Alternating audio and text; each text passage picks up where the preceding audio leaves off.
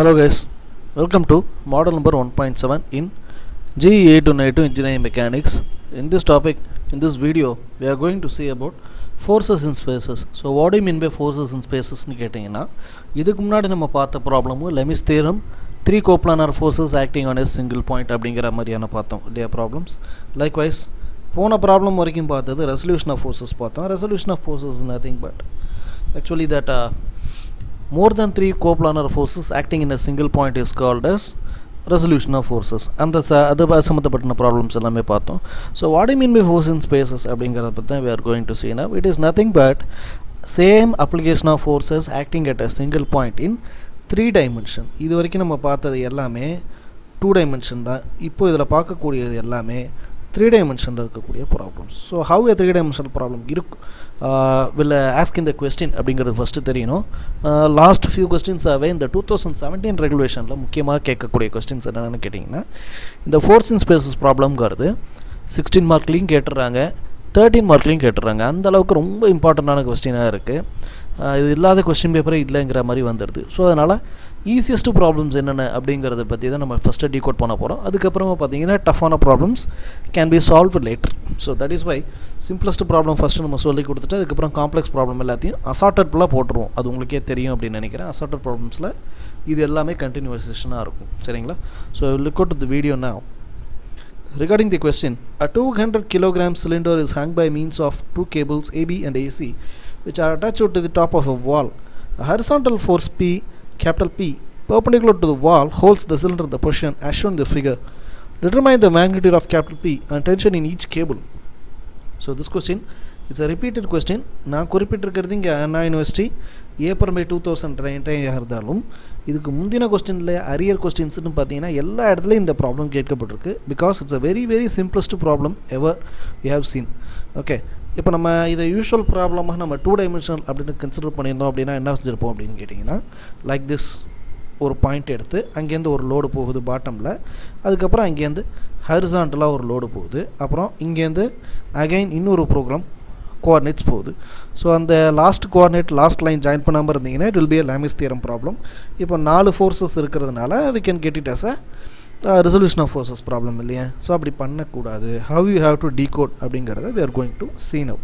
So the first step is being அந்த டயக்ராமை கிளியராக refer பண்ணிக்கோங்க because we have to maintain the coordinates over here. இந்த இடத்துல கொடுத்துருக்கக்கூடியது எக்ஸ்னு கொடுத்துருக்காங்க ரைட்டா? this point is x. அப்போது ஐது ரெண்டுங்கிறது minus xங்கிறத ஃபர்ஸ்ட் ஞாபகம் வச்சுக்கோங்க. சரிங்களா? லைக்வைஸ் இங்கே இருக்கக்கூடியது டாப்பில் ஒய்ங்கிறது கொடுத்துருக்காங்க. ஸோ பாட்டமுக்கு போகிறது எல்லாமே மைனஸ் ஒய் அப்படிங்கிறத புரிஞ்சுக்குங்க. லைக்வைஸ் இந்த ஆக்சிஸ் பாயிண்ட்டுக்கு நேராக இந்த இடத்துல இருக்கக்கூடிய z அப்படின்னு கொடுத்துருக்காங்க. அப்போது அதோட ரியர் எண்ட் என்னன்னு பார்த்தீங்கன்னா we will get minus z அப்படின்னு இருக்கு. சரிங்களா? So these are the valid points that you have to notice down. இதை கரெக்டாக நீங்கள் நோட்டீஸ் பண்ணால் மட்டுமே உங்களால் கொஸ்டினை சால்வ் பண்ண முடியும் அப்படிங்கிறத ஞாபகம் வச்சுக்கோங்க. சரிங்களா? So how to draw it first step the line of forces B. ஒரு லைன் அந்த லைன்லேருந்து ஒரு FAB ஏன்னா this point is called as A and this point is called as B. So this is A and B. So இந்த line இருக்கு இல்லையா? So இந்த லைனில் இருக்கக்கூடிய டென்ஷனுக்கு பேர் என்னவாக இருக்கும் அப்படின்னா ஏன்னா லோடு கீழே போயிட்டுருக்கு அதை ரெசிஸ்ட் பண்ணக்கூடிய ஃபோர்ஸுக்கு பேர் FAB. Likewise another point is called as இங்கே A இருக்குது, here we have C, right? So and A and C that point is called as vector FAC. நார்மலாக பார்த்தீங்கன்னா 3 dimensional வெக்டரை பொறுத்த மட்டும் we are using vector algebraனா உங்களுக்கு தெரியும் x axisங்கிறது I vector, y axisங்கிறது j vector, z axisங்கிறது k vector இல்லையா? So அதோட capital FAB vector FAC vector. Likewise ஸ்ட்ரைட்டாக ஒரு லைன் ஆஃப் ஃபோர்ஸ் போகுது that is small p and capital P vector. Likewise பாட்டமில் அந்த சிலிண்டரோட load எவ்வளோ கொடுத்துருக்காங்க 200 kg.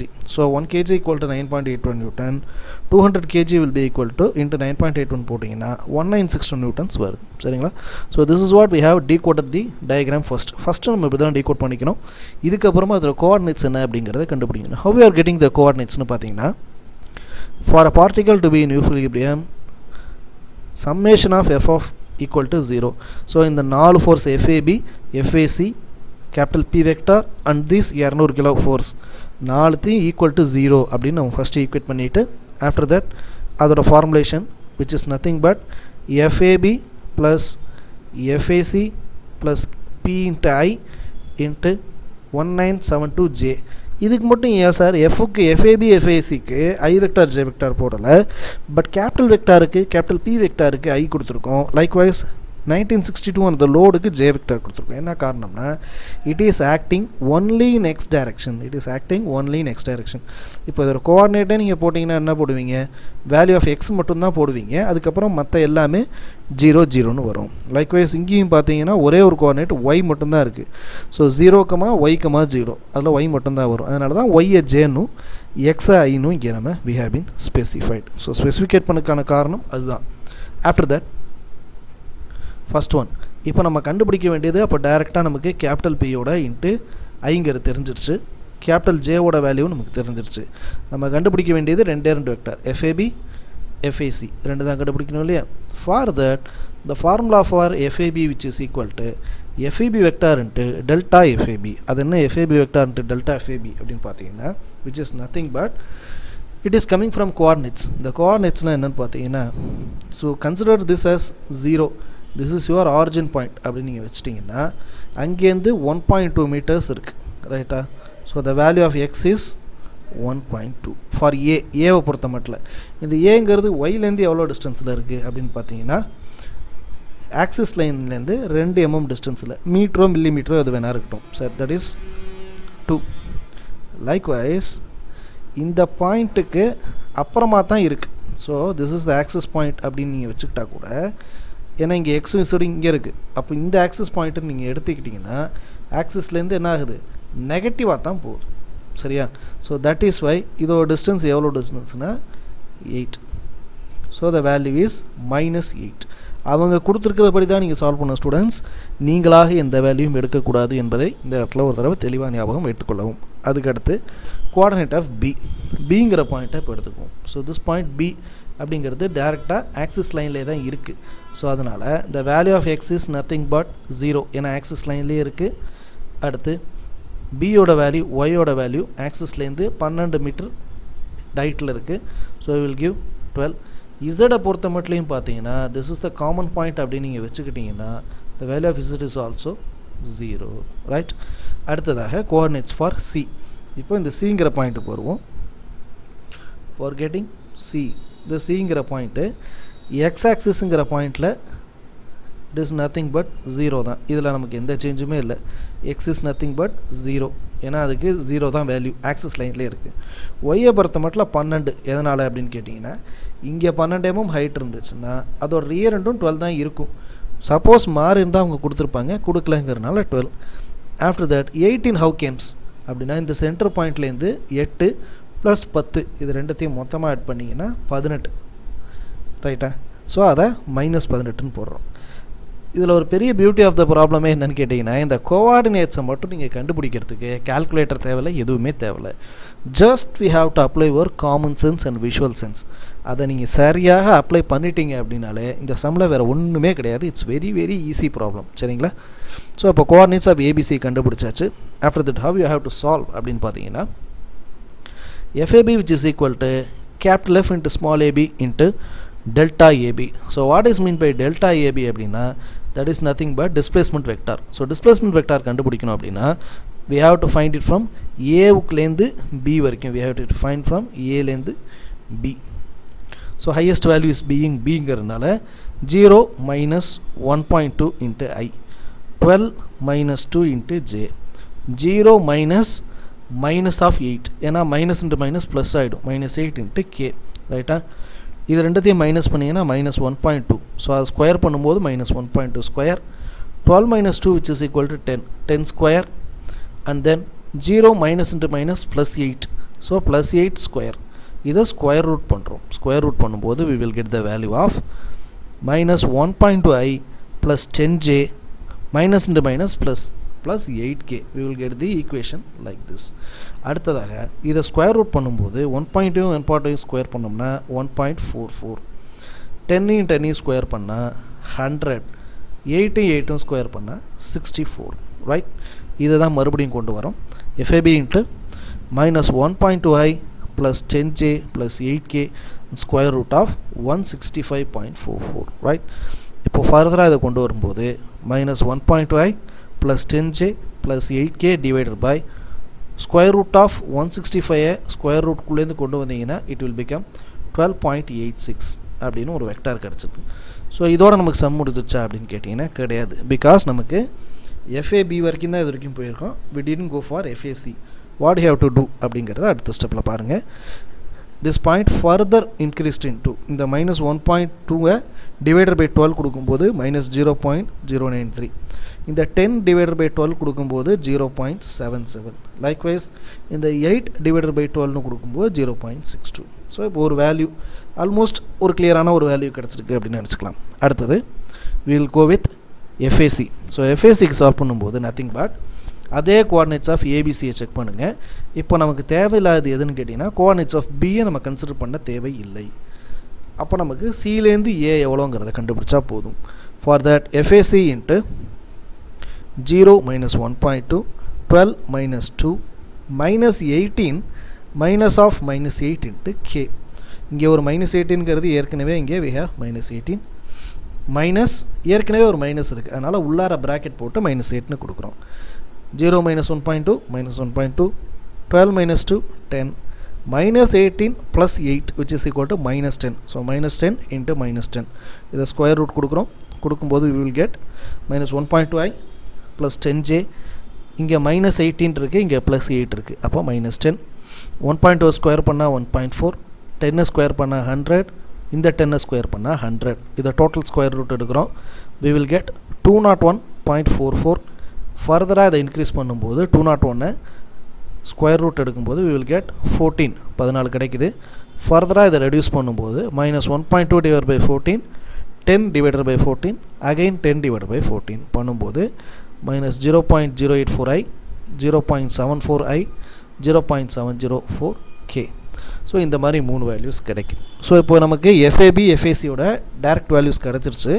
இதை எப்படி நம்ம சம்மில் சப்ஸ்டிட்யூட் பண்ணுறோன்னு we are going to see now.